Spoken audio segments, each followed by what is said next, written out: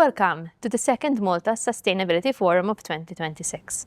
I am Liane Bugeja, your host for today's session, Women in the Blue Economy. In this forum, we will explore the role of women in the blue economy, both in Malta and across the wider European context. Drawing on insights and real-world experiences, we will look at opportunities and challenges women face across the blue economy, spanning areas such as maritime transport, innovation, and the circular use of maritime resources. We will also reflect on the structural and cultural barriers that continue to shape participation, entrepreneurship, and leadership in these fields. Ultimately, our aim is to consider how we can foster greater inclusion, unlock untapped potential, and support a more sustainable, innovative, and equitable blue economy for all. We are pleased to be joined by a distinguished panel of experts who will share their perspectives and experiences on this important topic. To officially open today's forum, it's my pleasure to welcome Ms. Rachel Blackburn, Head of Culture at APS Bank, to deliver the welcome address.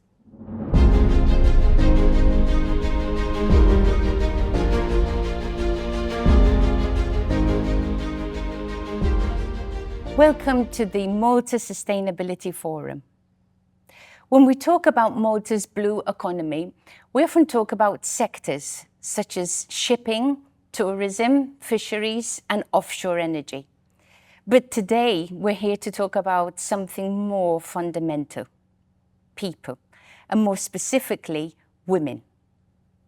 Since its launch, the forum has aimed to showcase how sustainability is part of every aspect of our lives, and not an abstract concept, but something that shapes how we live, work, and make decisions.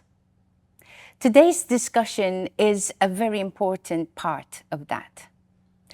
Sustainability, in its truest sense, is not only about the environment or economic growth. It is also about inclusion.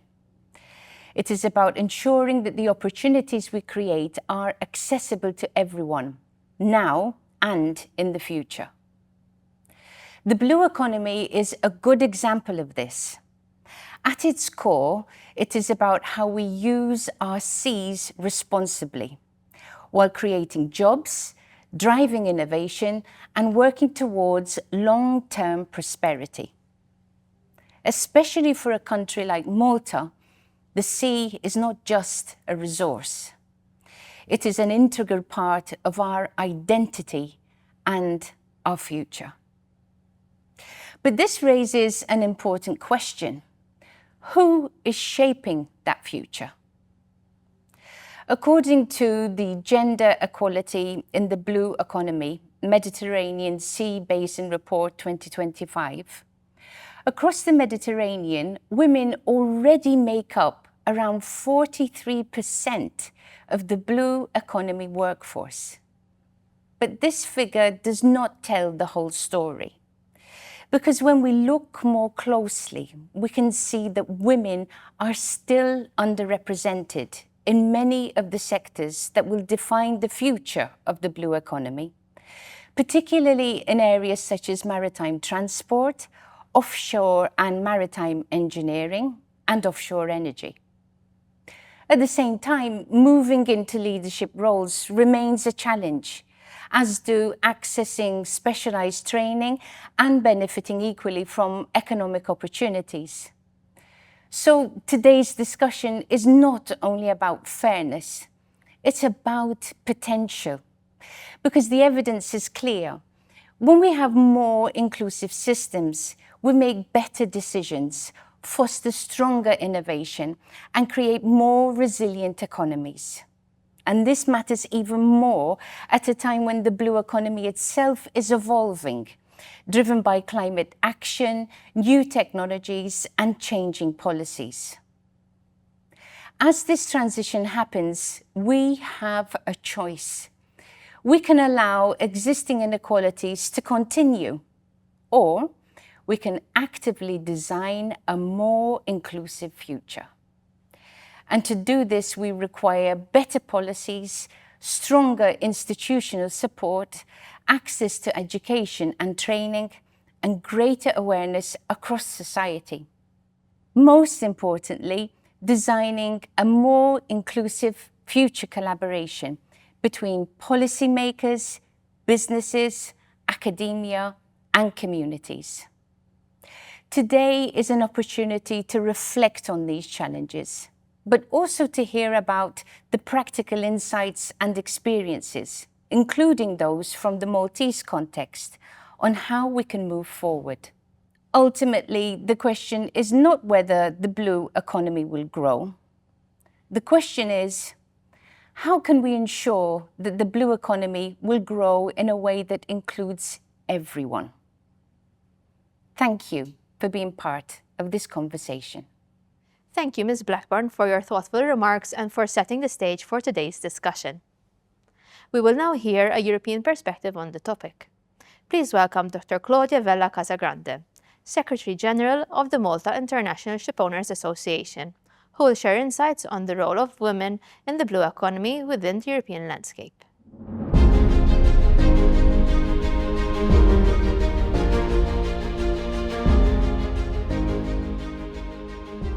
It is a real pleasure to join you today to discuss a topic that is both professionally and personally very close to my heart. Throughout my career, from representing European ship owners in European maritime policymaking, and now serving as Secretary General of the Malta International Shipowners Association, one lesson has remained constant. Shipping is, above all, about people. When we think about the blue economy, so the subject that we have before us today, we often think about shipping, but of course there are more sectors that encompass the blue economy. There are the ports, the offshore renewables, the fisheries, aquaculture, marine research and innovation, and many more. While my own professional experience has been in the shipping sector, the message I would like to share with you today extends across the entire blue economy. Every part of it ultimately depends on people, and every part will require an increasingly skilled, motivated and adaptable workforce if it is to seize the opportunities and meet the challenges ahead. That is why, although today's theme is women in the blue economy, I would like to speak about something even broader: the future workforce of the blue economy. Ultimately, the future of the blue economy will not be determined only by the technologies we develop or the regulations we adopt in discussions in Brussels and internationally. It will depend on whether we succeed in attracting, developing and retaining talented people, equipping them with the skills they need, and inspiring the next generation to see the blue economy as a sector where they can build rewarding careers. That message feels particularly timely. In recent weeks, we marked both the International Day for Women in Maritime and the Day of the Seafarer, both different occasions but with one shared message. While shipping carries around 90% of global trade, people carry shipping. Throughout its history, shipping has repeatedly demonstrated an extraordinary ability to adapt and respond to changing circumstances and overcome successful global challenges. Recent events from the Black Sea to the Red Sea and the Straits of Hormuz are simply the latest reminder of that resilience. But its strength does not come from ships. It comes from the people.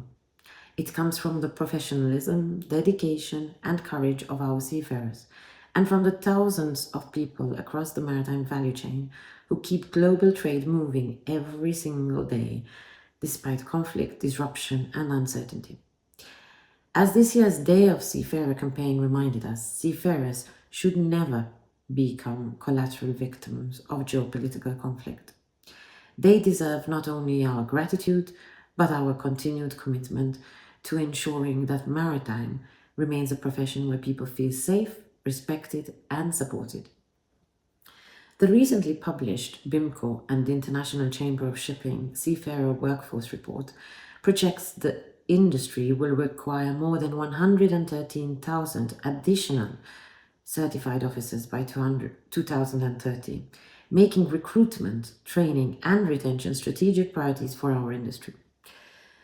The latest report by the European Maritime Safety Agency, EMSA, also highlights important workforce challenges: attracting new entrants, responding to an aging population, improving diversity, and equipping maritime professionals with the skills needs for the green and digital transitions.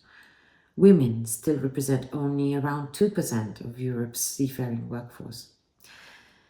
The 2026 Maritime Barometer of the International Chamber of Shipping, released only last week, also identifies the availability of skilled crew and trained personnel as one of the key factors influencing the future of our industry, while geopolitical instability continues to rank as shipping's greatest operational risk. Taken together, these reports send a clear message. Our challenge is no longer simply to recruit people. It is to attract, develop, and retain the broadest and best possible talent. At the same time, the blue economy is undergoing profound transformation.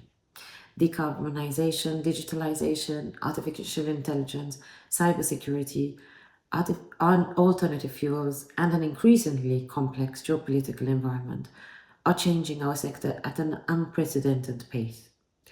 The workforce of tomorrow will require a broader and more diverse mix of skills than ever before. From engineering and environmental science to law, finance, technology, research, innovation, every discipline has a role to play. One of the blue economy's greatest strengths is the diversity of opportunities it offers. Few sectors allow people to build varied careers across the same ecosystem, moving between different roles as their interests, skills, and experience evolve. The blue economy offers a unique opportunity because it brings together many of the issues that matter most to today's generation: tackling climate change, driving innovation, advancing new technologies, protecting our oceans, and shaping more sustainable ways of doing business. If we want to attract the broadest and best talent pool, we must ensure that young people understand not only the diversity of careers the blue economy offers, but also the opportunity it provides to make a meaningful contribution to society while building rewarding and future-oriented careers.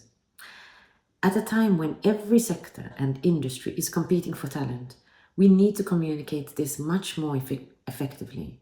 Young people cannot aspire to careers they have never discovered. That is why I believe today's discussion is not fundamentally about women. It is about ensuring that the blue economy does not overlook talent. In an increasingly competitive global market, if we are to succeed, we must attract and retain the broadest and best possible talent pool. That means ensuring that talented people, regardless of gender, nationality, or background, see our sector as a place where they can build rewarding careers, develop professionally, and fulfill their potential. That is also why I think it is important to frame today's discussion correctly. This is therefore not about women versus men or quotas or favoring one group over another. It is about removing barriers that prevent us from benefiting from the full potential, full range of talent available to our industry.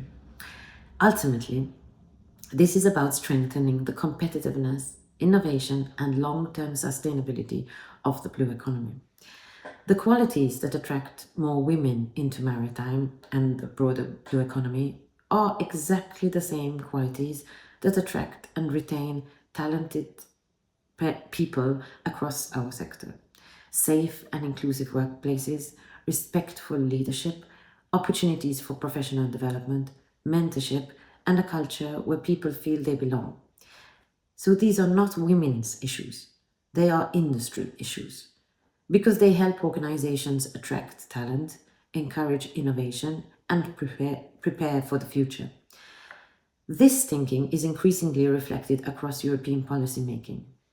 The recently adopted Lefkosia Declaration by the Council of Ministers under the Transport Council, with the stewardship of the Cypriot presidency, recognizes that Europe's future depends not only on innovation and technology, but equally on investing in skills, education, and maritime workforce. As Europe develops its maritime industrial strategy and advances its vision for a sustainable blue economy, one message is becoming increasingly clear. The green and digital transitions cannot succeed without the people who will deliver them.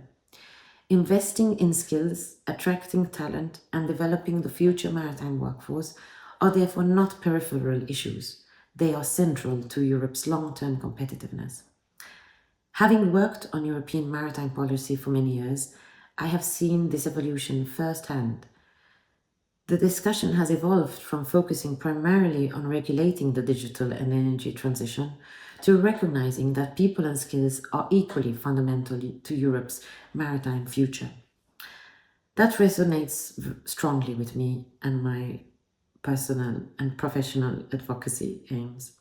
Too often, when we speak about sustainability, we focus only on the environmental transition. Yet sustainability must be approached holistically.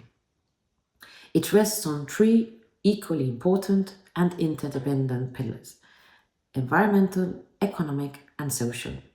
Without investing in people, in the human element, in their education, skills, training, and well-being, we cannot successfully deliver the transition our sector is striving to achieve.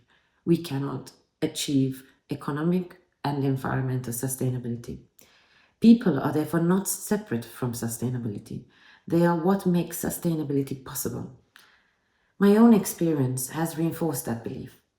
During my years representing European ship owners, I had the privilege of leading EXA's work on social affairs and working closely with our social partners, the European Transport Workers Federation, through initiatives such as the WES and Skills Sea project that dealt with the improvement of working conditions on board, the women in shipping, and the skills strategy for the future, and engaging with our social partner in the European social dialogue that is essential for European policy making in the maritime sector. Those initiatives taught me something I continue to believe today. Meaningful progress happens through partnership. Building the workforce of the future requires collaboration between industry, workers, governments, education institutions, and professional associations. Each has an important role to play. None of us can achieve it alone. That same belief inspired my involvement with WISTA. Having first joined WISTA International through the Swedish arm, I experienced firsthand the value of professional networks that encourage mentorship, create visible role models, and support people through their careers. That positive experience inspired me to help establish WISTA Malta. Not because this is simply about women, it is not, in fact, but because stronger professional communities strengthen our entire maritime community. Diversity is our strength. Leadership is not simply about holding a position. It is about opening doors, creating opportunities, supporting others, and inspiring the next generation. Another challenge we must address is visibility. Shipping is one of the world's most essential industries. Around 90% of the global trade is carried by sea. Every household depends on shipping every single day for the food we eat, the energy we rely on, the medicines we need, and the goods we use. There is a saying in our industry: no seafarer, no shipping, no shipping, no shopping. It is simple, but it captures an important truth, and it is effective. Without shipping, there is no secure supply of food, energy, raw materials, or manufactured goods. Yet despite its importance to our daily lives and our economies, shipping remains largely invisible to the public eye. Very few young people ever consider maritime or the wider blue economy as a place to build their careers. Too many young people, and indeed their parents, have little understanding of the extraordinary opportunities the blue economy offers. That is something we must change. We need to tell our story better. If we want to change that, we need to take maritime and blue economy subjects beyond our circles and into schools, communities, and homes. We need to bring maritime and the blue economy into the schools from a very early age. So our challenge is not only to support those already within maritime or those already considering a career path, but to reach those who have never considered it at all, and to reach the young people who are still trying to discover what excites them. That is why I believe so strongly in initiatives such as school competitions, school drawing competitions, for example, or adopt a ship programs by primary schools, or visits to ships and ports, and visits to schools by ambassadors of shipping, or by officers or captains or any other person working in the industry. And also by the importance of apprenticeships and mentoring, and indeed stronger partnerships between the education and the industry. If we want to attract the best talent, we must first inspire the next generation. Today's generation is deeply motivated by many of the issues that define the blue economy: climate change, innovation, new technologies, and sustainability. We need to make that connection far more visible. For Malta, this discussion carries particular significance. It is perhaps fitting to remember that the International Day of the Seafarer itself was established following an initiative led by Malta, another reminder of our country's long-standing commitment to the people at the heart of the maritime industry. As home to the European Union's largest ship register and one of Europe's leading maritime centres, we have both an opportunity and a responsibility to help shape the future of the blue economy. At MISA, we believe that maintaining Malta's position as a leading maritime centre means investing not only in our flag, our regulatory framework, and our maritime ecosystem, but equally in our people. Through Malta Vision 2050, the forthcoming National Maritime Strategy, and closer collaboration between government, industry, and education, including through the National Skills Strategy, we have a real opportunity to place the human element at the heart of our maritime ambitions. By strengthening links between schools, university, and industry, promoting maritime careers, and investing in skills, we can help ensure that Malta continues to attract and develop the people on whom its future success depends. This is also an opportunity to ensure that shipping remains recognized as a strategic pillar of Malta's economy, and that maritime skills, education, and workforce development are central to our long-term vision. So if there's one message I would like to leave you with today, it is this: the future of the blue economy will not be determined by only developing greener technologies, smarter regulation, or greener or greater investment. It will be determined by whether we invest in people, whether we equip them with the skills they need, whether we create opportunities for them to grow, and whether we build workplaces where talented people genuinely want to build long-term careers. So inclusion is not a box to tick. It is not about gender equality alone. It is an investment in the future of the blue economy and the maritime sector within it. Because ultimately, every part of the blue economy depends on people. People are not simply part of the transition. They are what will make the transition possible. Thank you. Thank you, Dr. Vella Casagrande, for your contribution. We will now turn our attention to the local context. Please welcome Dr. Stephanie Vella, WestMED National Hub representative for Malta, who will share her insights on this subject.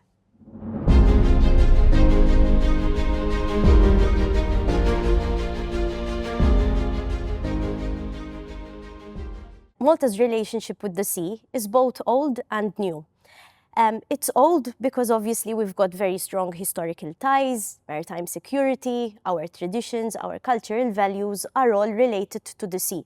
However, our relationship with the sea is also new. And it's new because of the new concept, of a relatively new concept, which is the blue economy. And the blue economy asks us to look at the concept of the blue economy not just as a geography, not just in terms of Malta's location as an island state within the Mediterranean, but it asks us to look at the sea as a strategic system, one that is economically very important, one that is ecologically very sensitive, and one that is also forms from a social perspective also the entire system within the Maltese Islands. Malta is an island state. It is an island which has maritime activity, but it goes beyond that. It's enough to say that 20% of Malta's land area is coastal. It's also enough to say, to give you an idea of the dimension, that we have 12 times more territorial waters than we have land area. And if we were to crunch it down into numbers in terms of the blue economy, the blue economy generally creates about 15,000 direct jobs, which is about 4.5% of the national employment level. And it also generates about 1 billion or 5.4% of the value added, which is generated by the whole economy. So about 5%, 5 out of every 100 euro, which is generated by the economy, is directly generated by the blue economy, by what we refer to as the statistical definition of the blue economy. But this is a rather narrow statistical doorway. And in fact, there's a much larger reality which the blue economy is all about. The blue economy for Malta, if we were to look at the wider economic sense, there are a number of economic sectors which are obviously very much dependent on the sea. And therefore, I would say we're not an island which depends on the sea, but Malta is actually a blue economy. Now, if we look at the sea as an ecosystem service to the economy, it's much wider than that. So if we look beyond the statistical definition, we know that the sea, for example, provides a direct provision of resources. So, for example, fisheries and aquaculture is a sector which is dependent very much on the sea. Then there are those which provide what we call an intermediate output. So, for example, if it's manufacturing of fishing, for example, products, then there's a process which is being undertaken in the manufacturing services, in the manufacturing sector, but one which is also dependent on the extraction of resources. And then we have a number of others. We have the direct input into the, for example, product or service provision. For example, if we're speaking about sea transportation, if we're speaking about tourism. We have those who indirectly also depend on the sea. For example, in Malta, we know that desalinization of water is also dependent on the sea. We have energy through the interconnector cable, which is also dependent on the health of the sea. And also, obviously, very importantly, the sea has a very important sink function.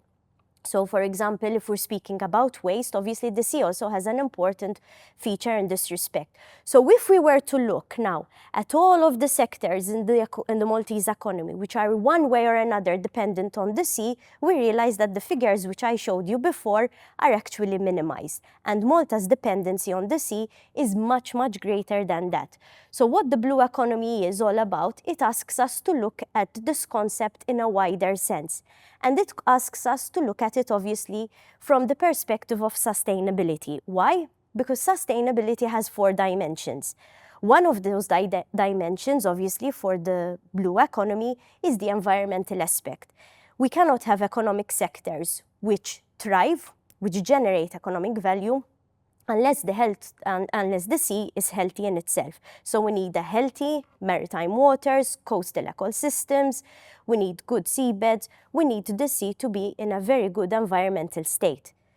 Obviously, another pillar of sustainability is the economic sense. So we need to look at the capacity to generate value, to generate productivity, to generate jobs. But none of these are standalone pillars, and they all depend on each other. In fact, the third pillar is institutional. And when it comes to the blue economy, we need a coherent governance system, one which does not act in silos, but one which is complementary. So you need different governance functions which all appreciate the value of the sea, be it environmental, be it economic, being the financial, being so many of the education. All of these obviously need a coherent structure. And the fourth pillar, which is obviously very important and one of the topics which will be discussed today, is the human element. So it's the skills which are needed to modernize. It's the skills which are needed to actually make sure that the three other pillars are in a sustainable state themselves. And it does not only require that there's the skills, but it also requires an element of equality. So where do Malta's opportunities lie? There are a number of opportunities which lie for Malta in the blue economy. There are those which are clearly outlined, for example, in Vision 2050, which is the economic strategy for Malta taking us to 2050, which makes clear distinctions of the important role of the maritime sector and of the blue economy sector, including expansion of port area, for example, but also acknowledgement of the fact that there is greater potential and scope for the sector to actually generate more economic value within the economy. But developing these areas or these new areas or opportunity areas, they could also be traditional areas, also means that we need to work within a framework which is not isolated. Why? Because obviously we share the Mediterranean Sea. We go beyond the Mediterranean Sea as well when it comes to the dependence on the sea, and therefore we've got to look at wider policy. And this is where, for example, the EU Ocean Act plays a very important role, where the Mediterranean Pact, recently launched by the European Commission, plays a very important role. So when you put all of these together, there are areas of opportunities for Malta. There is, for example, the need to develop, for example, smart and digital ports, transshipment and logistics gateway, for example, retrofitting, repairing, security and resilience, but also a sustainable coastal tourism model, and very importantly, again, because none of the others can be developed unless there is actually a skills and innovation platform. And that is why skills are so important. So the next bottleneck which we're likely to face in Malta might not necessarily be geographical. There are definitely risks associated, as we all know, with geography, challenges which are sometimes, most of the time, outside of our control. But one of the greatest bottlenecks which we're likely to be facing is the one which is related to human capital. In fact, the European Commission's Blue Comp framework defines blue skills across various elements. It asks us to look at the concept of blue skills, the human capital, the capacity to be able to generate economic activity in a sustainable manner, means that we first and foremost need to understand the blue economy. We also need to understand the digital and the technological skills, not only those that are required today, but those that will be required also in the future.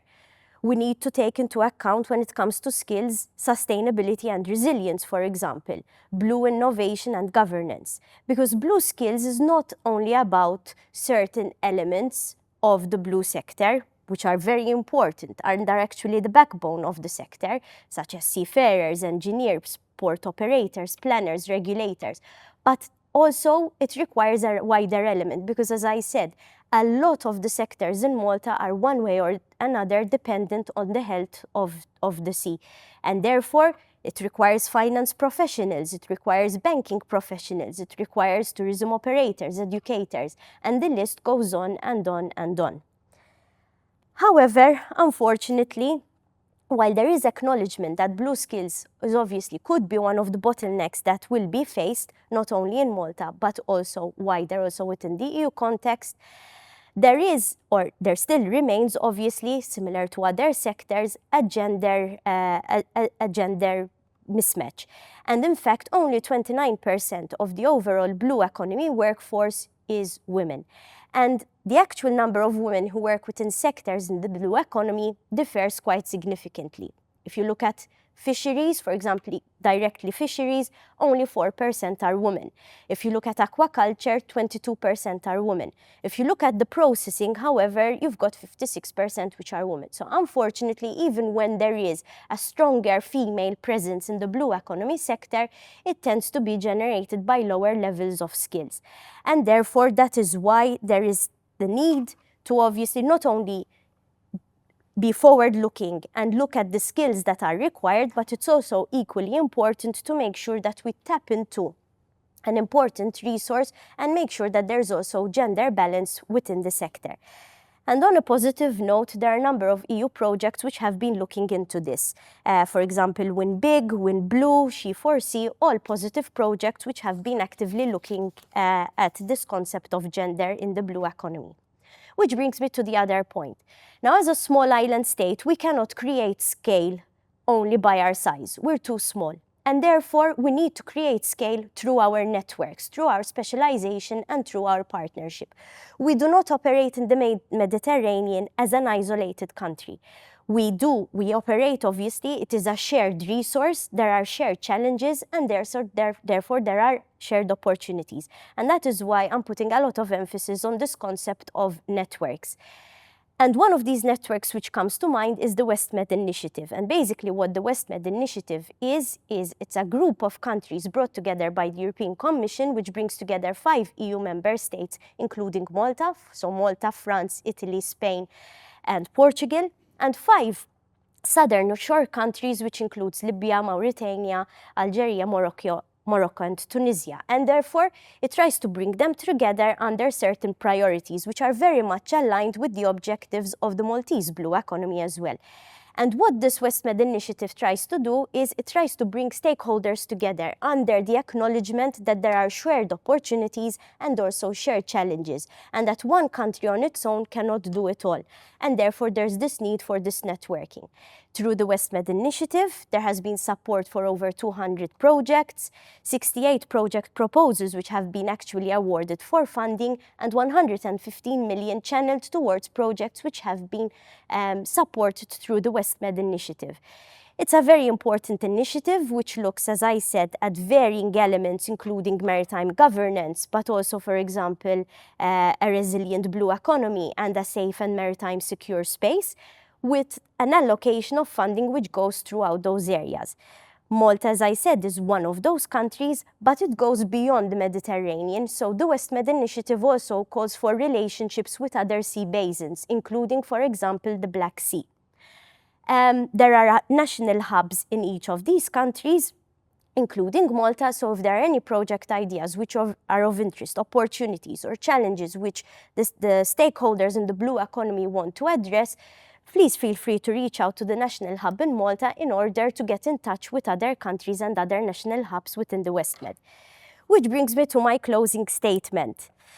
For years, we've looked at the blue economy, or we've looked at Malta rather than the blue economy, by looking at Malta from the land outward. So we look from Malta and we look out towards the sea, treating the sea as though it is the edge of a map. However, sustainable blue economy asks us to reverse this. And I now ask you to look at Malta from the sea inward. So look at Malta as though we're looking from the sea towards Malta. And from that perspective, it completely changes. Why? Because if you're looking at it from the outside towards Malta, you realize that our ports are gateways. Our coastline is a shared asset. Our maritime environment is a natural capital, and our workers are the human infrastructure of this transition which is required. And therefore, if we look at it this way, we realize that we require a coherent system, and very importantly, we required a skilled and gender equal workforce which will be able to bring the opportunities which lie for the Maltese economy forward. Thank you, Dr. Vella, for sharing your expertise and insights. We now move on to our panel discussion. Moderating this discussion is Ms. Pauline McAuliffe, Chief Executive Officer of Maritime MT. She will be joined by Ms. Margaret Cassar, Chief Policy and Strategy Officer at the Climate Action Authority, Dr. Anne Fennick, President of the Comité Maritime International, Partner and Head of Marine Litigation Department at Fennick & Fennick Advocates, co-founder of the Malta Maritime Forum, and past President of the Malta Maritime Law Association. Ms. Shannon Weber, Chief Executive Officer and Strategic Director of Numinara.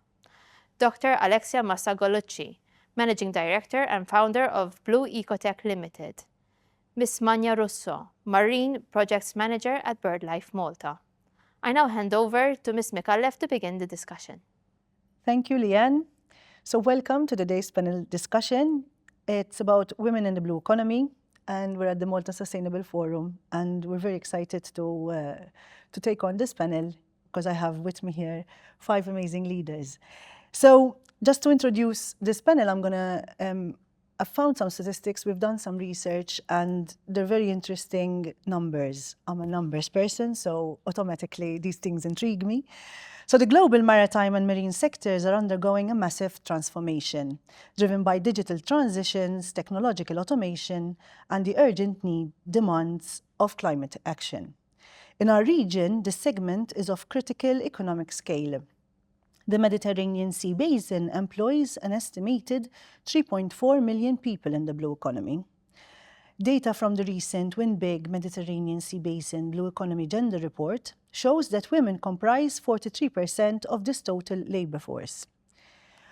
While the heading figure sounds promising, it masks deep structural imbalances and severe contrasts across different sectors. A closer look at the data reveals a stark horizontal segregation. Women are well represented in service-oriented academic and administrative roles, making up between 45 to 49% of the workforce. However, when we look at high-growth, technology-driven and offshore industries, female representation plummets below 30%. In sectors like offshore renewable energy, maritime transport, marine engineering, and shipbuilding, women remain vastly underrepresented. This brings us to the core purpose of today's panel. We are not just here to celebrate participation rates, we are here to open up a discussion about the real workplace realities, institutional barriers, and structural gaps that slow down true parity. The Win Big Mediterranean Report and the Win Blue Executive Handbook highlight several critical gaps that we must address if we want to move beyond passive policy adoption to active structural change. The career advancement and leadership gap. So this is the first gap. Over half of the women surveyed perceive fewer career advancement opportunities compared to men. This vertical segregation means women remain notably absent from senior decision-making bodies and executive boards. Another gap is the training and mentorship gap. A particularly striking finding is that female respondents report significantly less access to training than men, 59% for women and 89% for men. Furthermore, only 53% of women feel they have access to mentoring needed to support their career aspirations. Another interesting gap that this report portrays is this institutional framework. There is a major disconnect in how gender policies are perceived. While 63% of men believe formal gender plans are in place, 45% of women report that their organizations completely lack a formal gender policy or plan. This uncertainty indicates a clear lack of transparency in hiring and promotion criteria.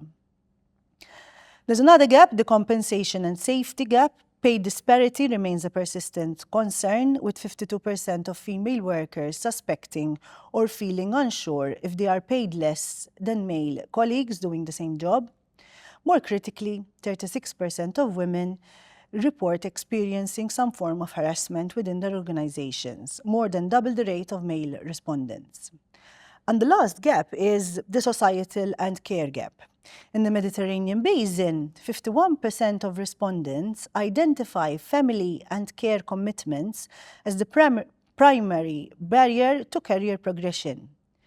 This burden is worsened by a lack of supportive legal frameworks and local childcare facilities, forcing many women to compromise their career longevity. The EU Gender Equality Strategy 2026 to 2030 reminds us that closing these gender gaps is not merely a matter of social justice. It is a vital economic investment that could generate millions of jobs and significantly boosts regional GDP.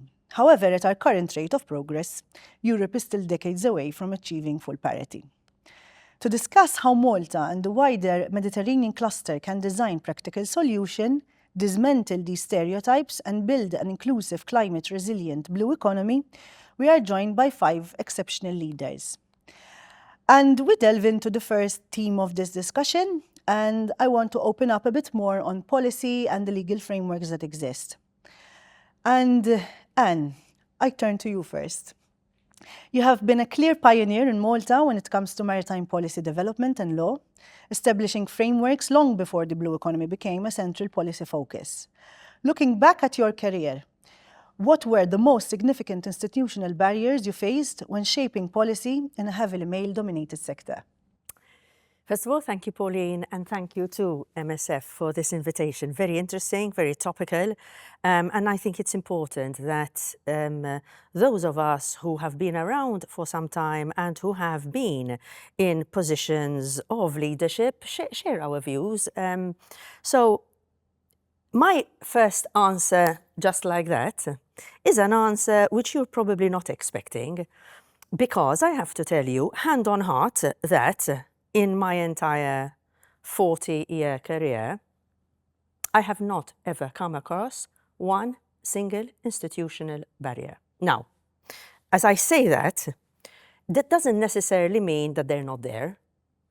What it means is that I had the privilege and the luxury of being raised in a family from when I was born, where whether you were a male or whether you were a female, never, ever came into the equation in terms of anything we ever did. So whether I was 2, whether I was 3, whether I was 5, 10, 15, 20, and I'm not going to tell you how old I am now, my environment, so both my parental environment, then as I grew up and married, so my then next family environment with my children. So being a woman never came into the equation, and therefore, whenever I approached anything I ever did, I approached it from the point of view of, this is a task which I want to do, this is a task which I feel passionate about, and I am going to go for it. So when you ask me about my career, you know, I graduated in Malta in 1986. I was 24 years old, and within 10 days, I married my husband, and I started working in London in a shipping law firm in London in 1986. I had gone for an interview before, and as it turned out, it was a very, very big shipping law firm, one of the largest in London, and if not worldwide. But again, when I went for the interview, as it turned out, everybody else was male, and I was 24 years old, and I was a female, and I was from Malta, in the city of London. I can promise you that throughout my waiting for my turn to be interviewed, and throughout the entire interview, the thought that I was a woman never crossed my mind. But it didn't cross my mind because my brain wasn't wired up in that way. So going to the question of institutional barriers, does that mean that there aren't any institutional barriers? Of course, there probably are institutional barriers, but I think what is fundamental, Pauline, and one message which I would really love to pass on, is that if we want our ladies to reach their full potential, and you know, let's go beyond the discussion, you know, of yes, of course, women are as good as men. Of course, they are. I mean, I feel rather upset that we are even having this discussion in 2026. You know, we're still having a discussion of whether women can do the job as well as men. Like, of course they can. How ridiculous is that? What are we going to do to persuade our ladies that they can go for it? And I think this is something which we need to work on from when they are young. From when they are young within the families. And I'll stop here because I'm sure other people want to say something. Yeah. Thank you for that, Anne. So I move on to Margaret. Aligning with that structural view, how is climate policy at the Climate Action Authority currently shaping the blue economy, specifically regarding clean maritime industries, sustainable fisheries and offshore wind? And how do these macro public policies ensure inclusive opportunities at the decision-making level, building on the legal foundations laid down by industry specialists in general? So first of all, once again, thank you for the invitation. I am also very honored to be here. Just before I go to your question, to link a bit with what Anne said, I think it is also very important that us women in leadership role also encourage other women to take that step, because sometimes, as you said, it's not just because we're not capable as much as women, but maybe as women we also care too much about children, about family, and what can happen if I am not there 24/7. And I think that our role as leaders I've done it. I took my child of 6 months to me with work. So she was with me with work.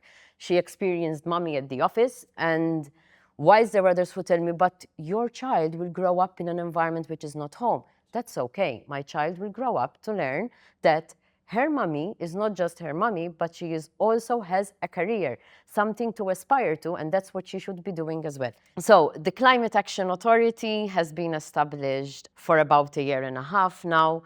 We are still a very small organization, but we have about 46% of us, of the women in the organization. We're mainly made of science experts, which also link with the blue economy, because climate policy and blue economy, they are mutually reinforcing each other. Our seas absorb carbon. We need to take action because there are impacts of climate change on the blue economic activities. And it's the role of CAA to coordinate and to consolidate and oversee mitigation and adaptation action.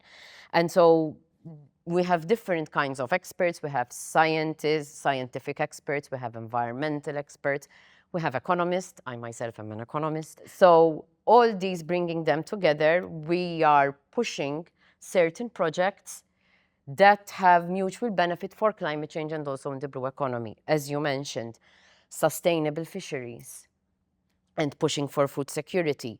Also the offshore project and the energy project, it has a very, very, very high contribution to our decarbonization targets. As well as we are also looking into exploring what is the potential of carbon sequestration in our Posidonia around our seas.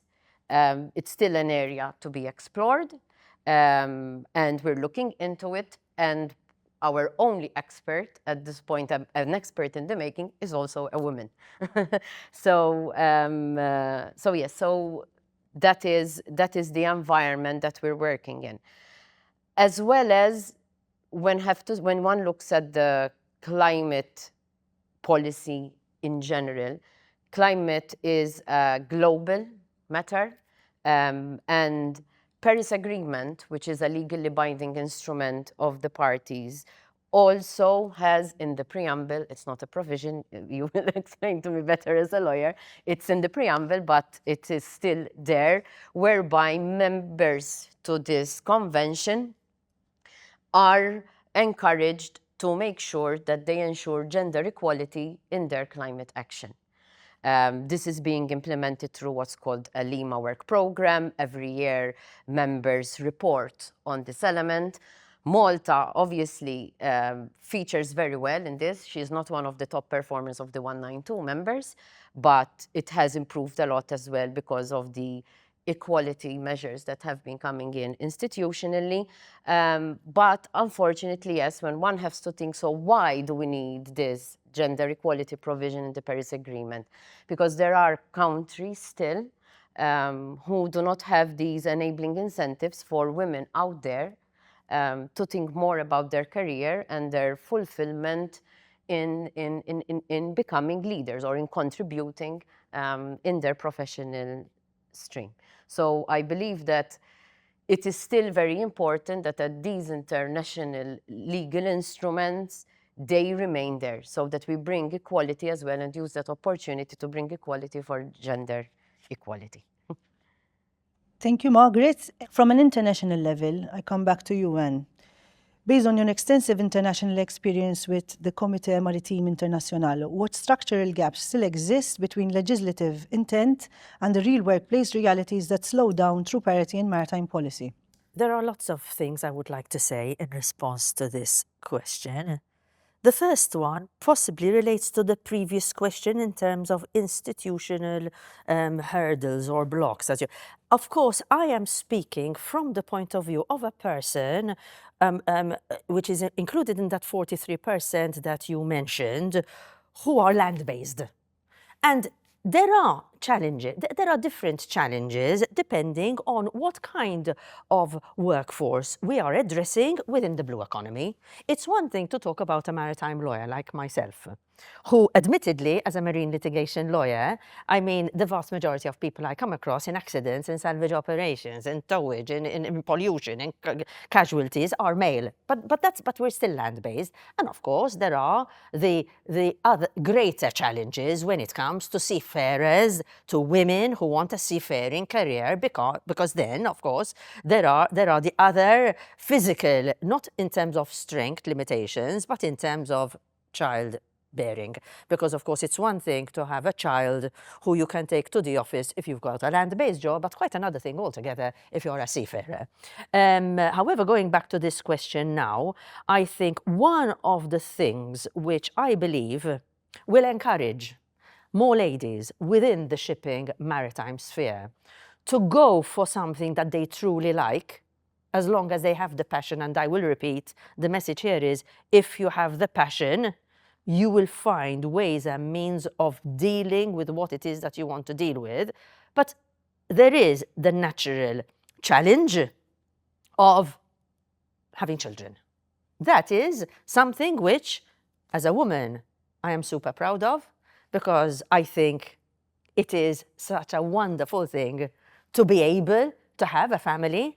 However, this is where I strongly, strongly would like to see and recommend and advise the governments of different countries, and we live in Malta, and I would really implore the government of the day to consider this, of actually facilitating a system whereby employers at their place of work, I'm not just talking about nurseries here, because nurseries have their own challenging dynamic, but there is nothing better, in my opinion, and nothing more comforting for a professional lady who wants to continue to work. And today we are facing a reality where ladies are having families later on in life. Which means what? I'm a lawyer, from a lawyer's perspective. It means that by the time you are about to have a child, you've not only left university, you've not only started working, but you've built up a career, you've got clients. So you come to a stage of saying, what do I do?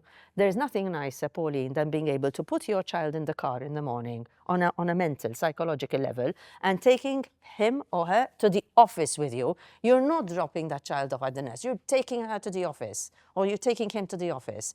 When I was managing partner of my firm, in fact, we had a challenge. We had 6 professional ladies who all got pregnant at the same time. And they were all going to have children at the same time. So I said, okay, no problem. I knew they wanted to continue working, but they had the reality of looking after their child.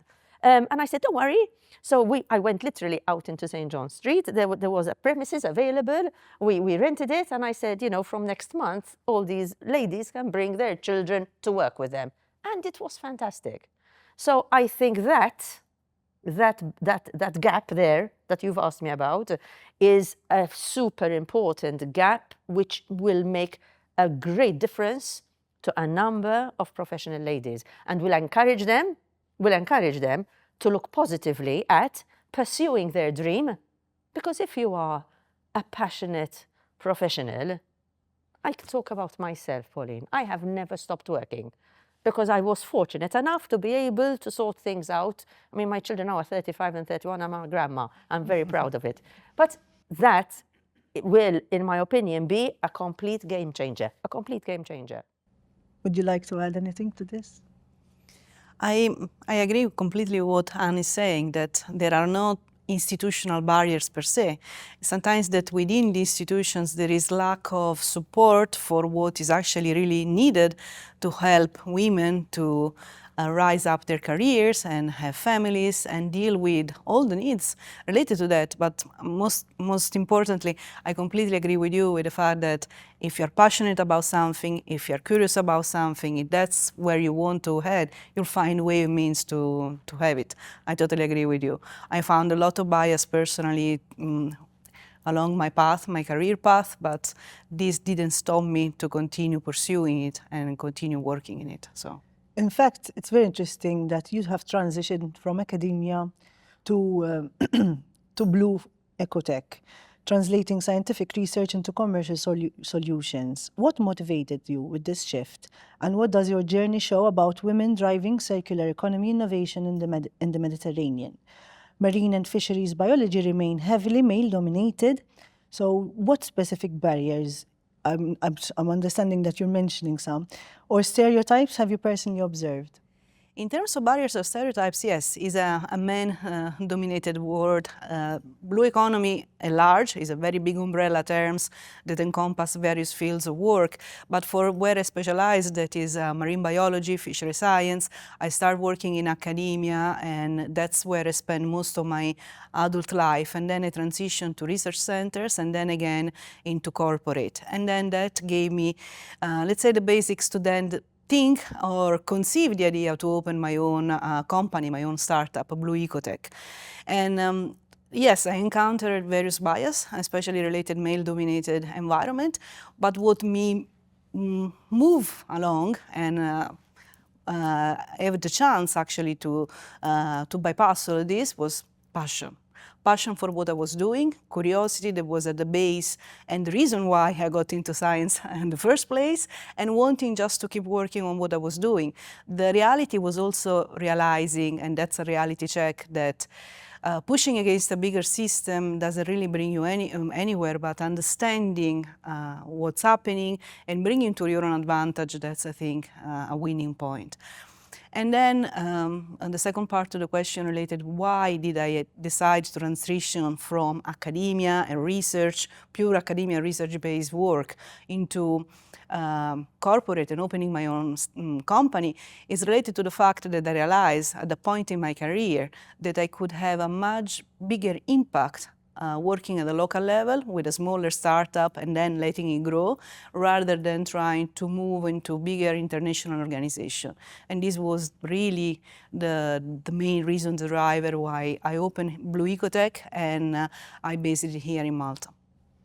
Thank you for that. Mania, so wildlife conservation faces similar fieldwork challenges. What is the current reality for women in your field?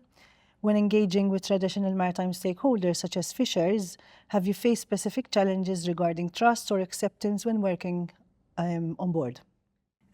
Yes, so my field, I guess, is maybe a bit different. Hearing everyone speak, again, I do relate to a lot of the things that everyone is talking about. However, I feel in conservation, it can be a bit different. First of all, if you look at conservation science, it's actually quite a new science.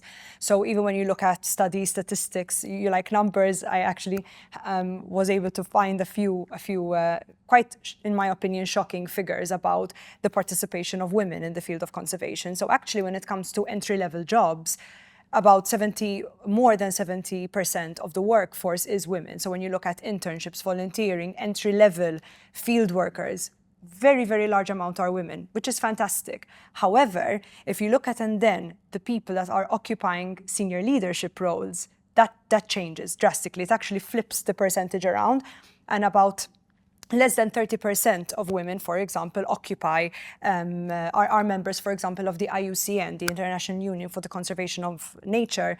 It's a very, very large, it's one of the largest, basically, entities when it comes to nature conservation globally. And still, they have a very large membership base. They have only over 10,000 members, and less than 30% of those are women. So you can see that there is a disparity between, so it shows that the ability to study conservation, the ability to become an ecologist, a biologist, a marine biologist is there. You know, the courses are there. This is something that 50 years ago probably you wouldn't have found. But now it's there. However, what happens is that when women are looking to progress in their career after those entry-level roles, when they're looking to make a more secure salary, for example, when they're looking to build roots, that shifts.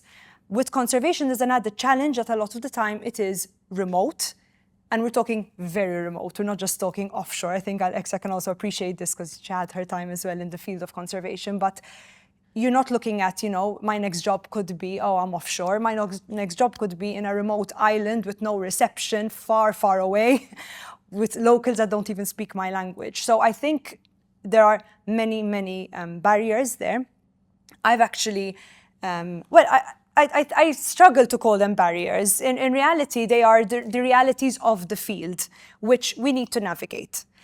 But it is a little bit harder, I think, than having maybe than being offshore and then at least being able to come back to a home base, because sometimes that home base doesn't really exist. So if you're looking to, for example, have a family or even just be a caretaker of an elderly family member, because we're talking about family life here as kids, but there are other commitments. And I feel in today's society, women tend to take on that caretaker role, even if it's of an elderly parent or of someone else. It does tend to be that way. Maybe I'm generalizing here, but I do feel that is the norm. I, for example, and sometimes it goes beyond gender as well. I worked in an environment, I worked in the Middle East, and as a field worker in the Middle East, there were those added cultural challenges that I needed to overcome. So whilst, for example, working, in the peak heat of summer, where it's 45 degrees outside, my male colleagues were allowed to wear shorts and t-shirts. I needed to have long sleeves and long trousers, for example. There was that disparity, and it was purely because I was a female. It wasn't because I wasn't capable. It wasn't because I couldn't, speak. It had nothing to do with that. It was a purely cultural difference. So they do exist. I think it would be silly of us to think that there aren't those barriers. You mentioned as well fishers. Sorry, I'll get to my point. I'm sorry if I'm going on a bit too long, but it's a topic I'm very passionate about because it has been quite a journey to also mentally, and you mentioned that it is a lot about mindset and a lot about what you push. I'm very, very passionate about my field, but there are many moments where I thought, this isn't fair. There is a certain level of unfairness that happens within certain fields. With fishers, for example, I work with fishers now in Malta. Fishers is a very male-dominated. In fact, I believe there's only one full-time female fisherman in Malta. So it is very, very male-dominated. And that doesn't reflect purely from the sector, but even the way that fishers interact with you when you approach them as a woman, we can tell that there is a bit of uneasiness as well. So the work I do with fishers is essentially I'm collecting data from fishers, I'm speaking to them, listening to them, because of course with stakeholders, that's the biggest part of it, that you listen to the challenges. But then at a point, when I came to asking, can I join you on board, for example, there was a certain level of hesitation, and it did stop me from being able to do my job, while my male colleague was invited and was allowed to go on board with them. Why? Not because the fisher didn't want a woman on board just because of me as a woman, but because there was a certain level of fear for my safety, because it is a male-dominated crew, so there's a certain level of responsibility that the captain felt when having me on board. But also, I think we can all appreciate that women sometimes need things like access to a bathroom, which there isn't on board, for example. Whilst, the fishers and the crew are happy to just have a bucket in a corner, we can't always use that. So I think, and I'm sorry to be going maybe into certain particularities, but these are real challenges. Not to say that we can't do them. Far from it. You push, and I was able to do some onboards. So I feel very lucky, and I feel like, my attitude towards it was what pushed me to get there. But they're there. They are there. Thank you for sharing that. I think it's a reality that we take for granted as well. And I think the mindset thing is a very interesting concept that many of you are mentioning.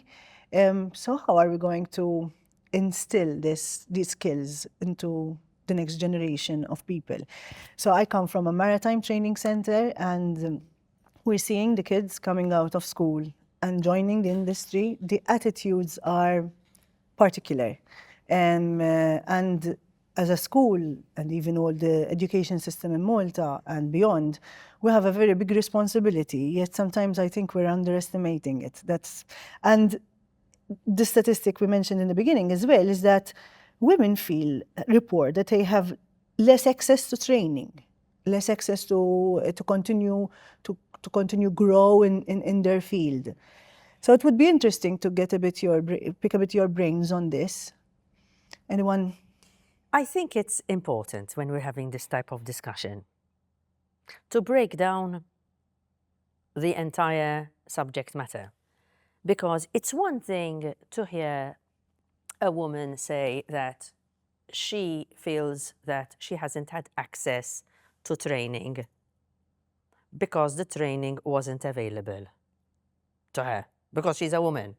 And if that is the case, anybody responsible needs to come down on that like a ton of bricks, because although I said I have never encountered any institutional difficulties, I, by no stretch of the imagination, do I want to be interpreted as though challenges don't exist and as though very legitimate ladies don't come across difficulties. Of course they do, and when they do, we need to deal with them. But there is a difference between having access to education which is denied, or deciding that the educational package being offered doesn't quite fit in with your lifestyle because you are a lady who has to take care of her children. So, and I find, I don't know about you ladies, but I find that this is a recurring issue that we come across when we are talking about gender equality. Like what you said about not being able to go out to sea, there are limitations. It is true, but of course there are limitations. But those are limitations which are there because the choice of the women concerned is that is not for me because I can't go on a boat without a loo. It's a fact. So do we bring that into a discussion where we are talking about parity and gender equality? Do you know what I'm trying to say? There are situations which are factual and which will impede women from doing certain things. Now, whether it's physical, whether it's because we're not strong enough, etc. But to me, that is a very separate discussion to having something which a woman who's professional, who's got the qualifications can go for and is being stopped from doing it. And that is what we need to come down on, I think, like a ton of bricks. And if I may also link with your first point on the parenting, it also comes about how the male has been raised in thinking about women. Because it's okay to work in a male-dominated field, it's their approach to you being a woman that can then hinder from moving away. And that is why it's still very important to always make sure that there is gender equality, because this is about breaking down what was traditionally normal to assume. And I think it's going on, you mentioned earlier, Margaret, about the role model. I think this is the biggest, the importance that kind of, I would say, let's call it maybe a weight that we need to carry as well. Because ultimately, I feel that if women have role models to look up to, then they feel it is possible. Whilst if you don't have that, then that is where these challenges that I mentioned earlier become a barrier. Whilst if you say, no, actually, Manya went on an onboard, so I can do it too. So this is where I think where the difference is. What was really interesting, though, was that I also read some studies which show that there is a bit of an idea sometimes that unfortunately, still in this day and age, there is a certain impression that there are certain things that women can't do, or there are certain skills that are being undervalued. So I do completely agree with you, and that in 2026 we should not be necessarily having these conversations. But what was scary about the statistic was that if you speak to the person on the street, they would not, first of all, if you mention the name scientist, a man comes in front of their mind, not a female. And secondly, if, for example, you need someone that will drive a boat or climb, which is something which in my day job I have to do, it is never assumed that I can do these things. There's an impression that a woman is less capable of, let's say, being the one driving the boat, or again, we've had plenty of incredible women in my team doing all this work. But when I read this particular study, I was shocked that there is this impression that we can't do certain things, and it still exists out there. Not within our field, thankfully, because I believe other male scientists don't see it that way because they've been around women. But I do think there's still that impression out there.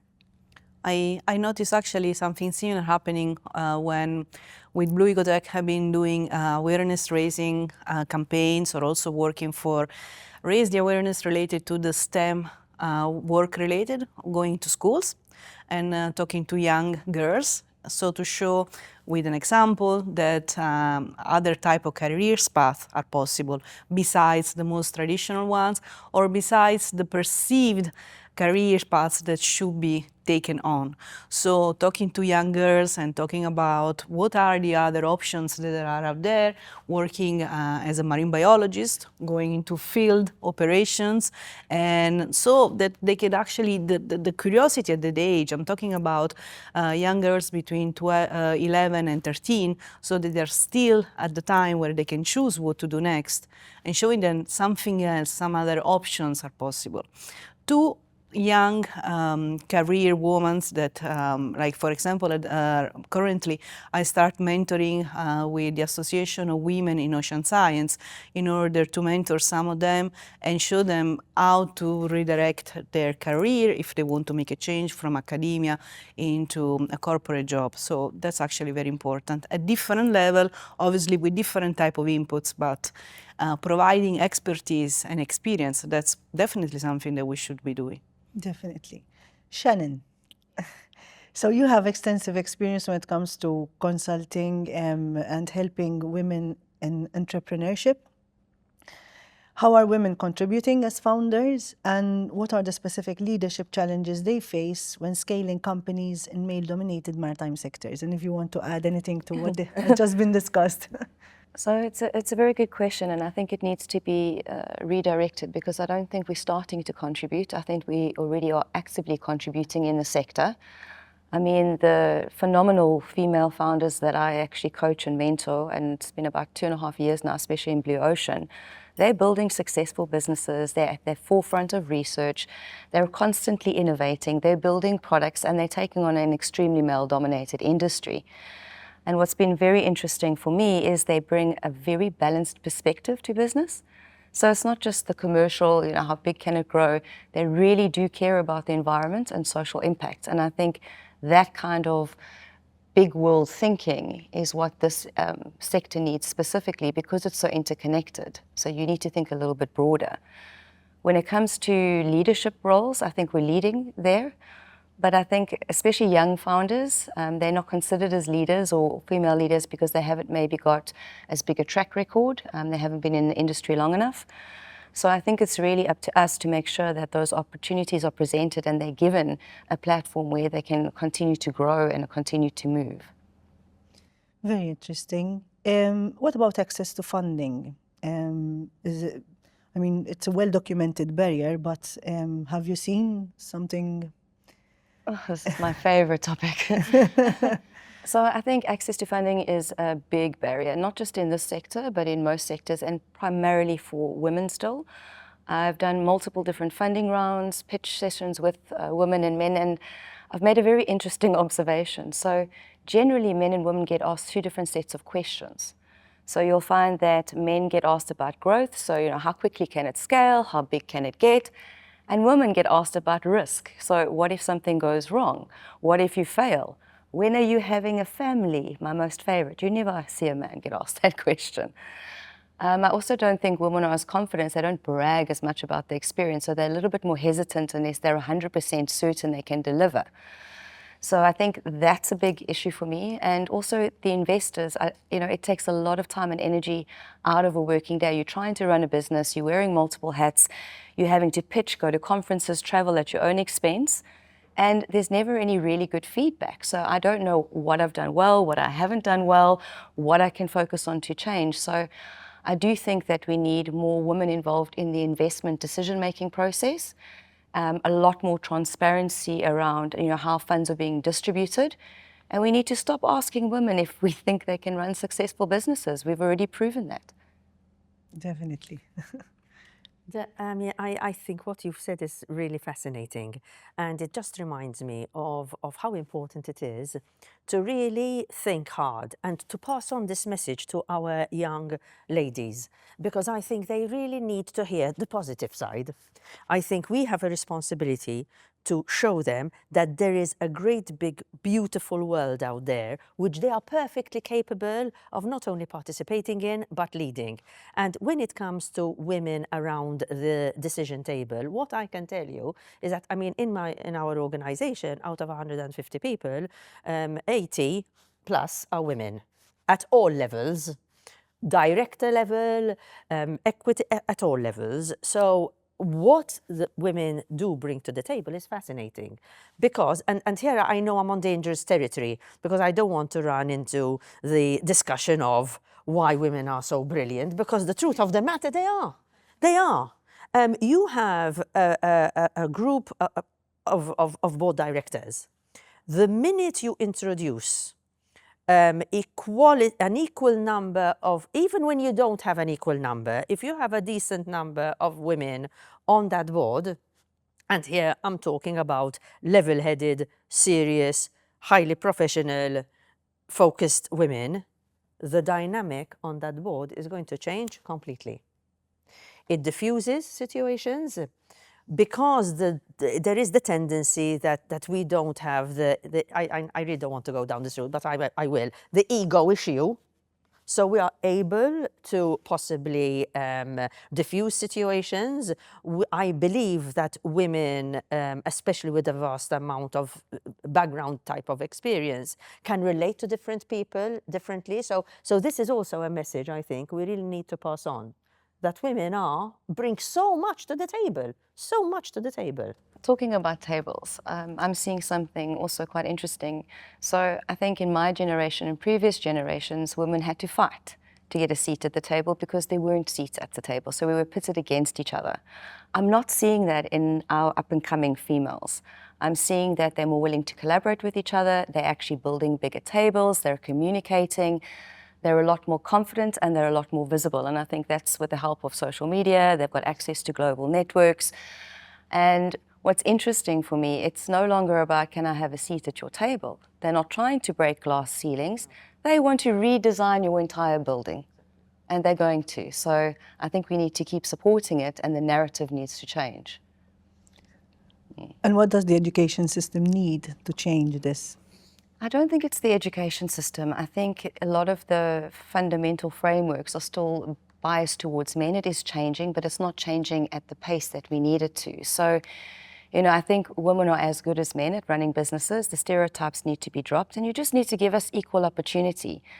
So what I also find is we constantly get asked to be on panels and do talks, but how much business actually comes from those events and all that effort? Are you actually opening up contracts to us? How many contracts or leads did I actually get from those events? So it's really just supporting women and opening the doors for them, because we will shape our own future. We don't need a handout. You know, we just need an equal playing field.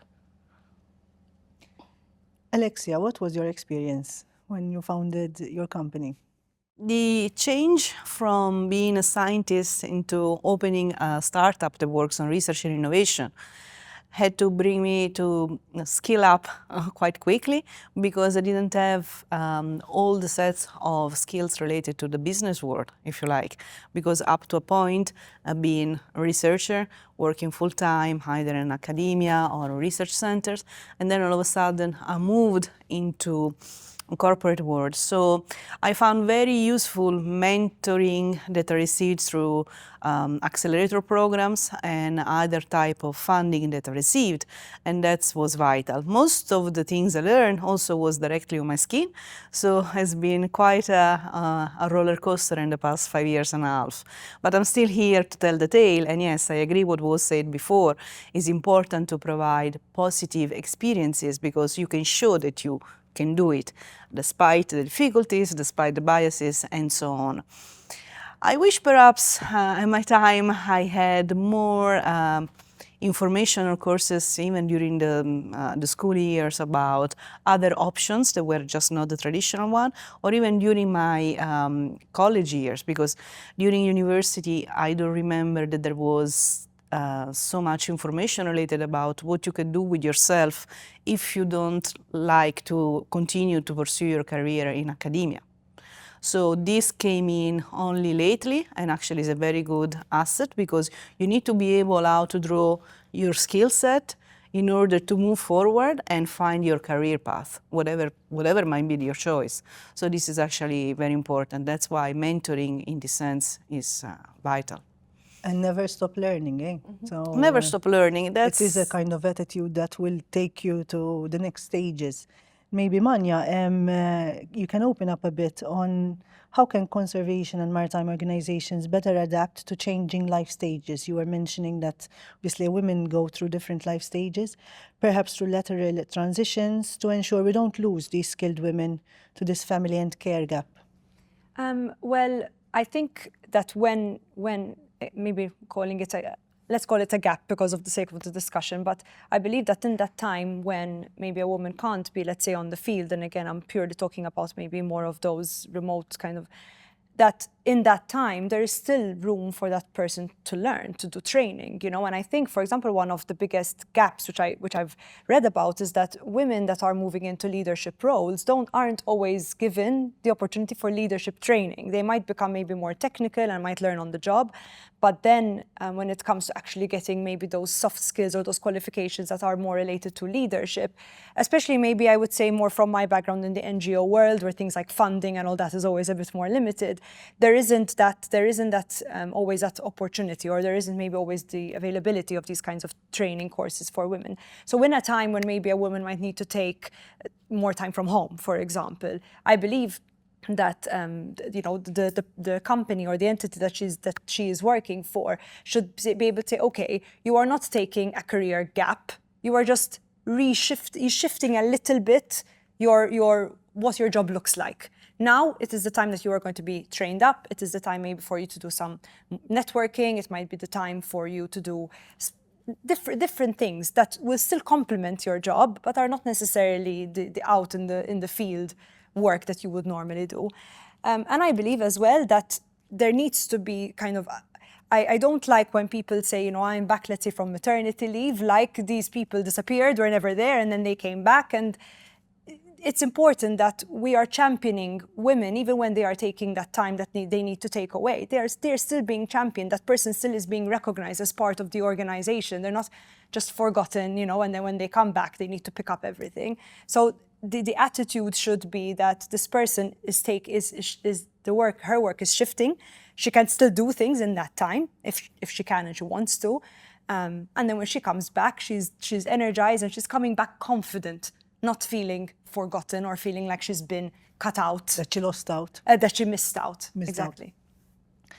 Well, obviously, we're all in positions where we can make a difference in our own organizations, let's say. Within the CAA, how do public sector working conditions and structural reporting channels help address these work-life balance realities and combat less visible structural barriers?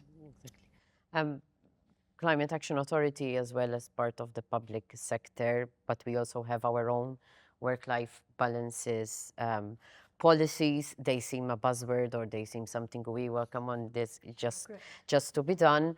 But to be honest, we're trying to be very different also because we're so happy. We are a young organization with young top management positions, also other layers, and who are also starting their own families, etc. So we are facilitating as much as possible both men and women. We have single fathers, we also have family fathers. We have a parenting room, so we dedicated a room we call it a parenting room. So kids after work, they get dropped off at the office.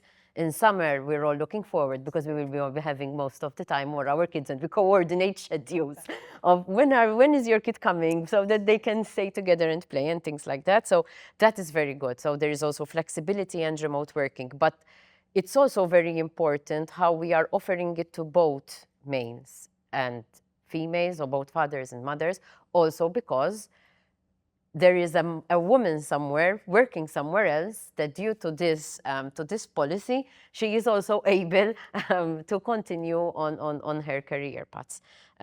It's also very encouraging. It creates an environment at work as well where, you know, when you see kids, you realize as well that you are being an inspiration to them in how you act and how you behave and in how you move along with your peers. I think, Pauline, much depends, again, because it's easy to generalize. And you really cannot generalize. It all depends on the person concerned. It all depends on the work they're doing. It all depends whether the work they're doing caters for or can accommodate flexi time, working from home, etc. I mean, if you have a maritime pilot and this maritime pilot has to go out and bring a ship in, that maritime pilot can't do flexi time or work from home. So let's be realistic here. In my world, that is so much easier. Because in a legal environment where we are offering a legal service, albeit in shipping, with my type of work, you know, you might have to arrest a ship on Christmas Day at 3 o'clock in the morning. So you do it, you get on with it. And if you want to do that kind of work, then you need to be prepared to work those hours. If you cannot do that, then that job is not good for you. So there is this reality. I think it would be rather silly for us to imagine that we can tailor-make every single job to suit a person who doesn't want to be at a place of work, who needs to raise a family, who has an elderly person he needs to look after. There are these realities. However, within how and to what extent we can accommodate, I as a person, with my own team, I'm not fussed at all as to when and how they work or where they work from. Why? Because I know that if we need to be up at 2 o'clock in the morning to do something hugely important because it needs to be done at that time, it's going to be done. So the moral of the story is to get the best out of people, irrespective of whether they're male or female, we're speaking about women here, and to be able to encourage them to remain enthusiastic, it's a two-way street. It's not just taking. You need to give as much as you take, if one can even use those words, because they're not really accurate. But people need to work together, and I think it's very important. But I just want to say 2 words about the education. 2 types of education. The schooling, from when, you know, we're sending them to school now before they can barely walk, from that stage to the education at home. It's not good enough to raise girls with the impression that they can do whatever it is that they want to do, should they want to do it. That's fundamental. In my case, it certainly worked. However, we also need, within a Maltese context and the Mediterranean context, to make sure that we understand how important it is to raise our little boys with that mentality. And that is where I think co-ed schools in Malta have helped enormously. Although I went to a convent school for girls, St. Dorothy's, and in the 60s, and never did we have any role definition. Funnily enough, the nuns in those days, and I thank them from here, never spoke to us in terms of, oh, well, you're a girl, so all you're going to do is crochet, needlework, or cookery. No way. That was never even a discussion at school. And I'm talking about the 60s here, which perhaps was one of the reasons why we all turned out the way we did, possibly. I think it also depends on the organization. So you were mentioning that obviously every organization needs to adopt, but who's at the helm of the organization? The management team at the organization has to believe in these things. We've seen cruise ship companies that cater for this on board. So you can take your family on board. But then there are obviously other shipping lines and other cruise ships who are not. So it's a holistic, like the ecosystem in general needs push at different levels.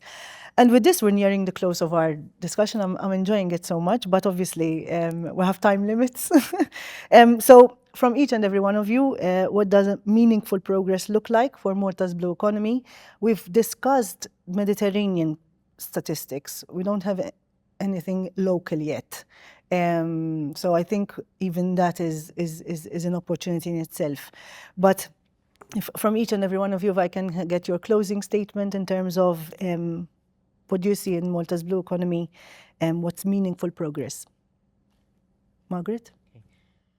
So for me, we go back to what we were saying in the beginning, trying to remove the stereotypes, being an example ourselves, encouraging more education and more openness for them to continue to explore sciences and STEMs, to grow up, and eventually we will not need policies, and we will not need institutional legal provisions in international binding instruments to have gender equality. I think that as far as the maritime sector in Malta is concerned, generally, in the whole scheme of things, in its generality, because we do have such a big maritime, we're prominent in every maritime sphere. Every maritime service is reflected in this country. When you look at who there is involved in it, you will notice that in a number of leading maritime services, women feature prominently. Feature prominently.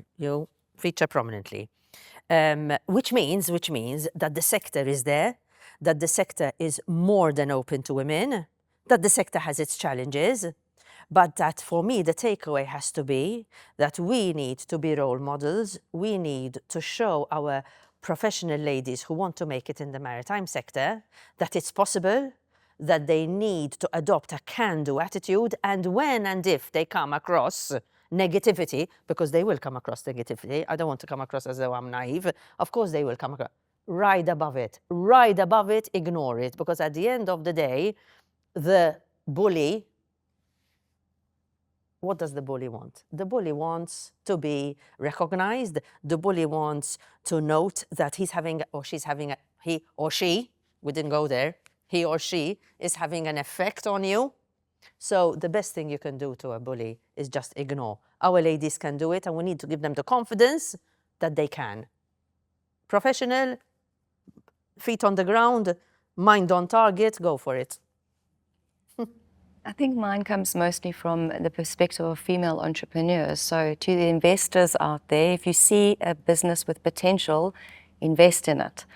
To the women that are, coming out of scientific fields, starting businesses for the first time, build and develop your ideas. We need more of it, right? And then to the rest of the community, like if you can open a door and you can introduce these young women into a network, just do it. You can make such a big impact and such a big difference.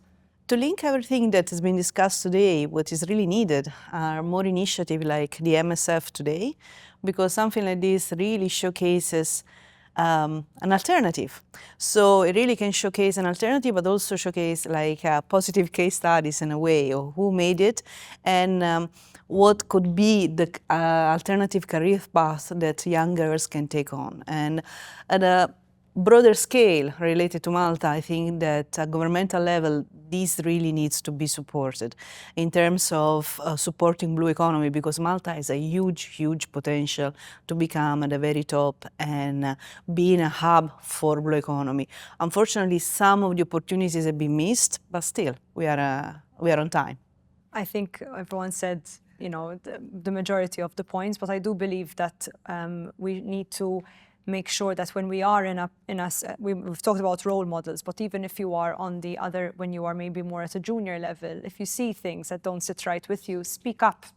It's important that we empower women at all levels to say when something doesn't look right, when opportunities are not being presented to them, and to make sure that we do not pigeonhole ourselves. We have to break those stereotypes, and unfortunately, we live in a world where it has to come from us.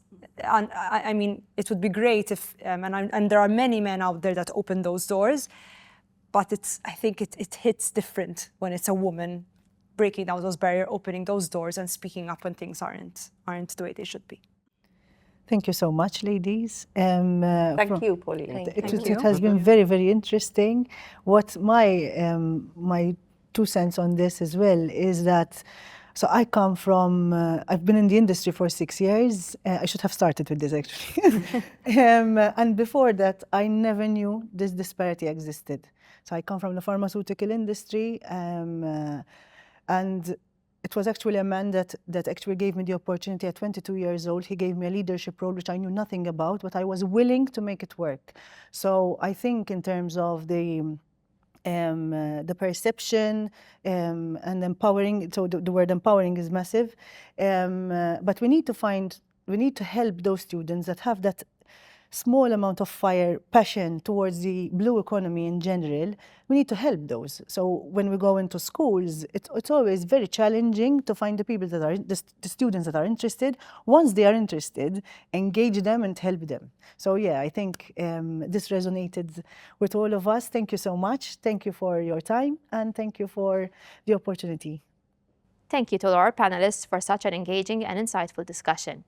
We hope you found the conversation as thought-provoking and inspiring as we did.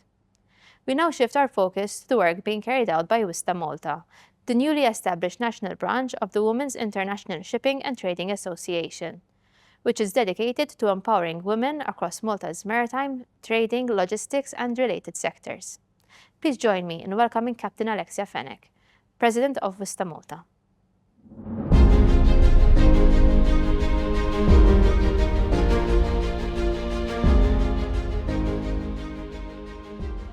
Every day, Malta's maritime industry is at work around us, in the vessels entering our harbors, the cargo moving through our ports, and the legal, financial, logistics, education, and operational expertise that keeps trade moving. But across this ecosystem, many experienced women have built careers without one clear platform to connect their expertise and make their influence visible. That is what brought our 10 founding members together. WestMED Malta was founded to connect professionals who were already contributing across the industry, turn individual experience into collective influence, and give women in the Malta's maritime sector a stronger voice in shaping what comes next. For us, WestMED Malta is more than a network. It is a platform for advocacy, visibility, and practical collaboration, linking what happens here in Malta with the wider decisions shaping the future of maritime. Our work starts in Malta, but it does not stop here. As an official national chapter of WestMED International, WestMED Malta is part of a network that spans over more than 60 countries and thousands of professionals, with consultative statute at the International Maritime Organization and an observer statute within UNISTAD. That matters because it gives local experience a route into global conversation. It helps us understand where representation is strong, where gaps remain, and how women can be present in the rooms where decisions are made on shipping, trade, safety, and sustainability. WestMED Malta is here to be a voice to women that for a number of years might have been underrepresented and not given equal opportunities. When people think of maritime careers, they often picture life on the bridge or in the engine room. Those roles are vital, but today's blue economy is much broader. It also depends on maritime law, shipping finance, logistics, supply chain management, data analytics, insurance, research, marine biologists, aquaculture, tourism, and port operations. All the expertise that allows trade to move safely, efficiently, and sustainably. At our recent WISTA breakfast event, we focused on those realities. Through collaborative workshop, participants identified that practical barriers that still affect shore-based and associate professionals, from flexibility and mentoring to leadership pathways and cooperative support.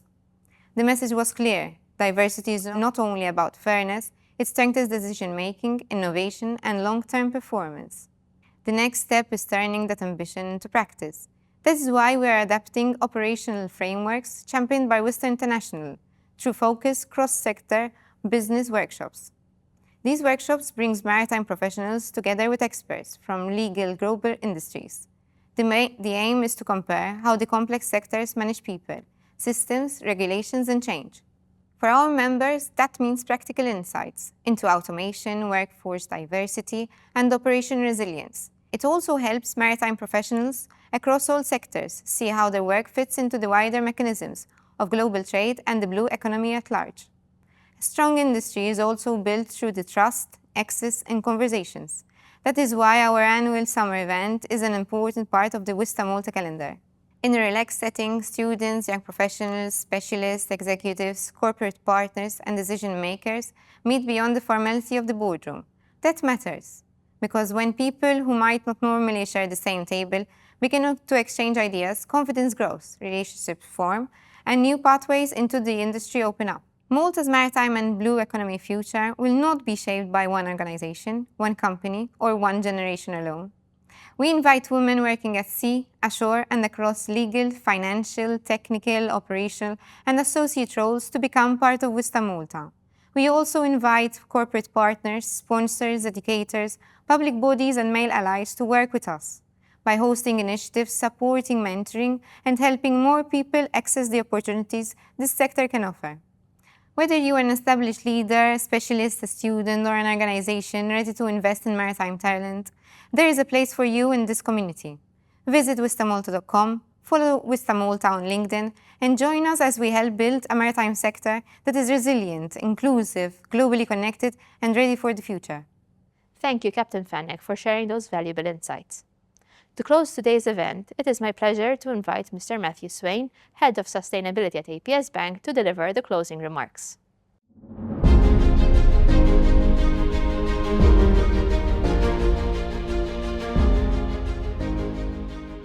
As we come to the end of this edition of the Malta Sustainability Forum, I'd like us to reflect on where we started off. Today was never just about sectors such as shipping, tourism, or offshore energy. This is about people, and more specifically about women and their role in shaping the future of the blue economy. Women are, of course, no strangers to this sector. Many have been pioneers and have inspired generations. Women like Dr. Sylvia Earle, world-renowned oceanographer and deep-sea explorer. Dame Ellen MacArthur, an extraordinary yachtswoman who set the record for the fastest non-stop circumnavigation around the world solo, and who later, based on those experiences, set up the Ellen MacArthur Institute, which is now recognized as an expert in circular economy. And then there's Cristina Figueres, who's the architect of the landmark Paris Agreement, and who is someone who has personally inspired me throughout my career and my journey. And of course, today, we've heard from female leaders within the context of our shores, within the Maltese blue economy, from a wide cross-section of industries and disciplines. And they have shared with us their reflections on not just the growth of the blue economy, but also how that growth is managed, how equitable the sector is in its current iteration, and who benefits and what we can do in the future. Clearly, the blue economy is of strategic importance. The scale of this was highlighted earlier by Dr. Stephanie Vella, who articulated just how central the blue economy is to Malta's development, contributing around 5.4% of national value added and 4.5% of employment, while shaping far wider sectors across our economy. Globally and regionally, this sector is currently undergoing a major transformation, driven by digitization, action against climate change, and new economic opportunities.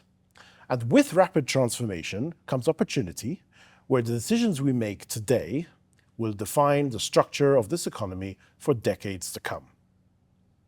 We need to acknowledge the reality. Progress has been made, but structural gaps remain. We have also seen that participation alone is not enough. Yes, of course, women represent a significant share of the workforce, in fact, around 43% in the Mediterranean. But this number hides deeper structural imbalances. Our panelists today went beyond data and high-level policies, sharing their real-world experiences from across businesses, science, and conservation. And a clear picture has emerged. There is limited access to career progression, with over half of women perceiving fewer opportunities.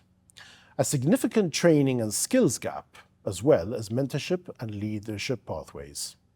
Ongoing concerns around pay equity and workplace safety. And significant barriers to scaling businesses and accessing finance, particularly within the startup stage. These are not isolated issues. They are structural and they require wide solutions, as opposed to simply relying on progressive policies being applied by sole institutions and employers. So the key question is, what do we do next? If we take one message from today, it is this.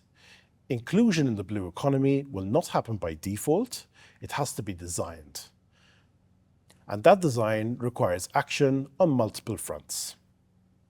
Policy and regulation require clear, enforceable equality frameworks. Skills and education, especially showcasing the wider opportunities in the maritime and blue economy sector. And workplace structures which enable flexibility, safety, and transparent career pathways. And finally, purposeful access to capital and also to leadership opportunities. For a country like Malta, this is especially important. As a small island state, we do not create scale through size. We need to create it through networks such as WISTA, partnerships, and importantly, human capital.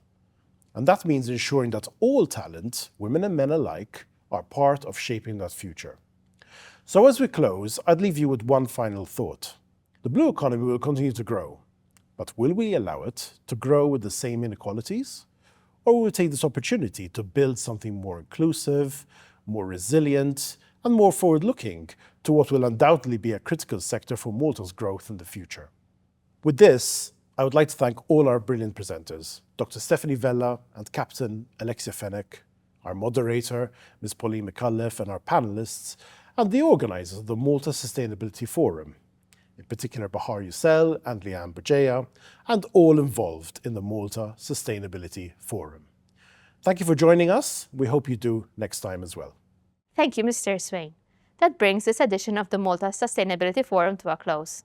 At MSF, our goal is to inform, inspire, and empower individuals to make conscious choices that contribute to a more sustainable future. We hope today's session has provided fresh perspectives on the vital role women play in shaping the future of the blue economy. Stay connected with us through our social media channels for the latest news. Thank you for joining us in this important conversation on sustaining tomorrow today. We look forward to welcoming you again as we continue to learn, engage, and act together for a more sustainable future.